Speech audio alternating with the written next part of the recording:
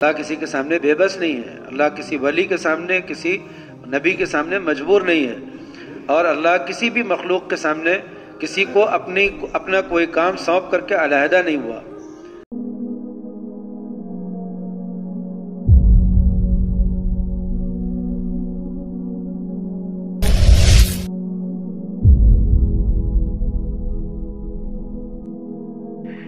اور یہی شرک ہے، اللہ کو اپنے کسی بھی کام میں کسی بھی مخلوق کی مدد کی ذرا بھی ضرورت نہیں ہے، اور کسی کا اللہ پر کوئی اختیار نہیں ہے، کسی نبی کا، کسی ولی کا اللہ پر کوئی اختیار نہیں ہے۔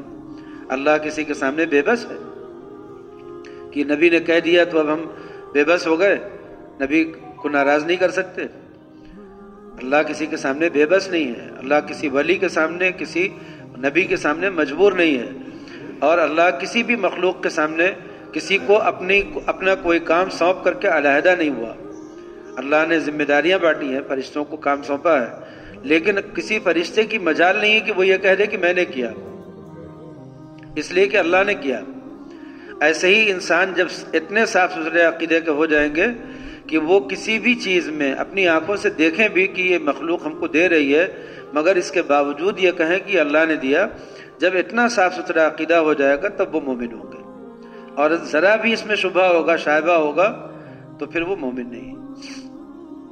توحید، اسی لیے ہم نے کہا کہ توحید کو سیکھنا بہت ضروری ہے۔ کل یوم ہوا فی شان، ہر لمحے میں وہ ایک الگ شان میں ہوتا ہے۔ فبأي آلاء ربكما تكذبان، اسی لیے جتنے بھی اللہ کے بندے ہیں جب کل یوم ہوا فی شان کا تصور کرتے ہیں تو ان کو بہت زیادہ تسلی ہوتی ہے، اس لیے کہ کسی ایک لمحے میں جس وقت اللہ کسی پر غصہ کر رہا ہے، اسی لمحے میں اللہ کسی پر رحم کر رہا ہے۔ اسی لمحے میں جس وقت شیطان کو غصہ کر کے اللہ تعالیٰ نکال رہے ہیں جنت سے، نکل جا مردود ایسے کہہ رہے ہیں، اسی وقت میں شیطان نے اللہ سے کہا کہ پھر مجھے آپ اگر نکال ہی رہے ہیں تو لمبی زندگی دیجیے تاکہ میں انسانوں کو بہکا سکوں۔ بتائیے، جس وقت میں غصے میں یہ جملہ کہا جا رہا ہو، اس وقت میں شیطان کے اندر یہ جرأت کہاں سے پیدا ہوئی؟ اس لیے کہ وہ جانتا تھا کہ اللہ جذبات سے پاک ہے، اس کو غصہ ہمارے آپ کی طرح نہیں آتا ہے کہ غصہ آ گیا تو بس اب غصے میں ہے۔ اس کو غصہ اور خوشی بھی ہمارے آپ کی طرح نہیں ہوتی کہ وہ اس وقت خوشی کی کیفیت میں ہے، کیفیت وہاں کچھ نہیں ہے۔ اللہ کے وہاں نہ غصے کی کیفیت ہے نہ خوشی کی کیفیت ہے، تو وہ ہر لمحے میں الگ الگ شان میں ہے۔ ابھی ہم سے گناہ ہوا، ابھی ہم سے اللہ بہت ناراض ہو گیا، ابھی ہم نے توبہ کی، ابھی ہم سے اللہ بہت خوش ہو گیا۔ جذبات سے پاک ہے نا، تو ہر لمحے میں اس کی الگ شان ہے، اس لیے کسی بھی ایک لمحے کو سوچ کر کے دوسرے لمحے کو اس پر قیاس نہیں کیا جا سکتا کہ اس وقت اللہ کا بھی وہی لمحہ ہوگا جو پہلا لمحہ تھا۔ اس وقت اللہ بہت خوش ہے، خوشی میں اس نے کوئی پروانہ بھیج دیا، لیکن اگلے لمحے میں ہم نے غلطی کی اور اگلے لمحے میں اللہ ناراض ہو گیا اور نکال باہر کیا دربار سے۔ تو اللہ ہر لمحے ایک نئی شان میں ہے۔ اس چیز کی جب معرفت ہو جاتی ہے اس بات کی، تو اس کی وجہ سے اللہ والے تھر تھرا اٹھتے ہیں۔ اس لیے کبھی کوئی کسی سے اتنا دل نہیں لگا پاتا، یقین نہیں کر پاتا۔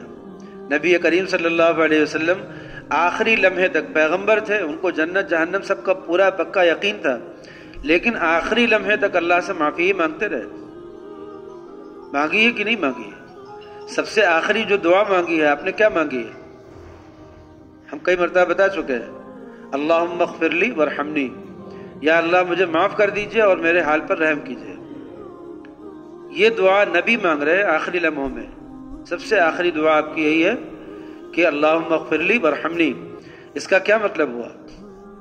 اس کا مطلب یہ ہوا کہ انبیاء بھی آخری لمحے تک، اپنی دنیا سے پردہ فرمانے تک، اللہ کی اس شان بے نیازی سے لرزہ اور ترسا رہتے تھے، ڈرتے رہتے تھے، کانپتے رہتے تھے، لرزہ پڑ جاتا تھا۔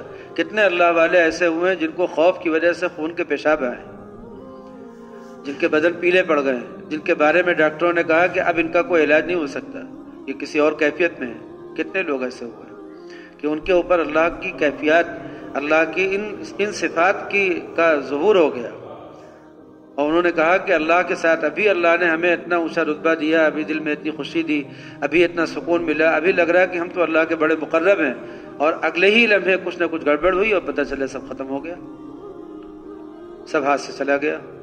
تو کل یومن ہوا فی شأن، یہ کبھی بھی انسان جو ہے اطمینان میں نہیں آ پاتا۔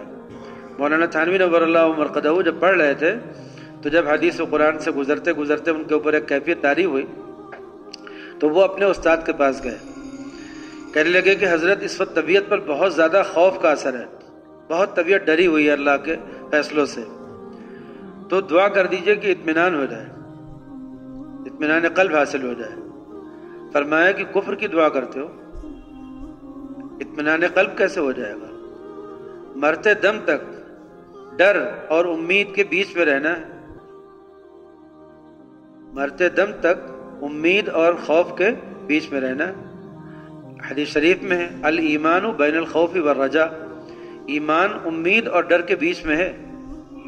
اگر کوئی آدمی پوری طرح مطمئن ہو جائے اللہ کی رحمت سے اور اتنا اطمینان ہو جائے کہ اس کے بعد وہ حلال حرام کی تمیز کھو بیٹھے، کفر ہے یہ کہ اللہ ہمیں کبھی عذاب دے گا ہی نہیں، جیسے یہودیوں نے کہا کہ ہم تو اللہ کے فلاں فلاں محبوب بندوں کی اولاد ہیں اس لیے اللہ ہمیں عذاب دے گا ہی نہیں۔ اتنے مطمئن ہوئے کہ اب کہتے ہیں کہ کوئی بھی گناہ کر لو کچھ نہیں ہوگا۔ اپنے وہاں بھی بہت سے صوفی ایسے ہی یہودی صفت ہوئے خانقاہوں میں، جنہوں نے کہا کہ ارے وہ شریعت تمہارے لیے ہم تو طریقت والے لوگ ہیں، اب ہمارے لیے حلال حرام کی تمیز اٹھ گئی، اب جو چاہے کرے۔ تو اللہ کی رحمت سے اتنا زیادہ امید باندھ لینا کہ اب اللہ عذاب دے گا ہی نہیں، یہ نبی نے نہیں کیا ہے، کسی صحابی نے نہیں کیا، تو اب کوئی کیسے کر سکتا ہے؟ اور اللہ کی رحمت سے اتنا مایوس ہو جانا، اللہ کی رحمت سے اتنا مایوس ہو جانا کہ آدمی یہ سمجھے کہ اب اللہ مجھے معاف کرے گا ہی نہیں، اب تو میں جہنمی ہی ہوں۔ یہ دونوں باتیں کفر کی ہیں۔ ایمان ان دونوں کے بیچ میں ہے کہ آدمی کو اللہ کے عذاب سے ڈر بھی لگا رہے اور اللہ کی نعمتوں اور جنتوں کا شوق اور انتظار بھی رہے، اور اسی بیچ میں اپنی زندگی گزار کر کے دنیا سے چلا جائے۔